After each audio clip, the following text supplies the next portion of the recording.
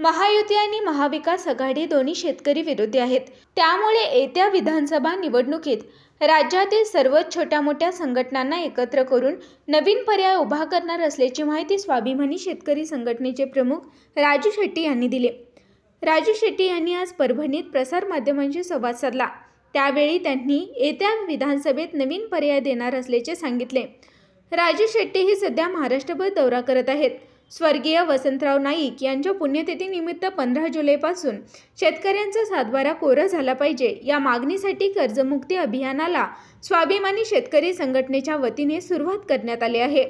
महायुती सरकार असो किंवा महाविकास आघाडी सरकार असो, हे दोघेही शेतकरी विरुद्ध असल्याचा शेट्टी म्हणाले। शेतकऱ्यांना न्याय यांच्याकडून मिळत नाही, शेतीमालाला भाव मिळत नाही। त्याचबरोबर महाविकास आघाडी किंवा महायुती असो, या दोघांनीही राज्यातील चळवळीशी निगडीत असलेल्या छोट्या पक्षांना संपवण्याचेही काम केले आहे। त्यामुळे येणाऱ्या विधानसभा निवडणुकीत शेतकऱ्यांना न्याय मिळवून देण्यासाठी समविचारी संघटना पक्षांना सोबत घेऊन विधानसभा निवडणूक लढणार आहोत। या संदर्भात सध्या महाराष्ट्रभर फिरून अशा संघटनांसोबत चर्चा केली जात असल्याचे राजू शेट्टी म्हणाले।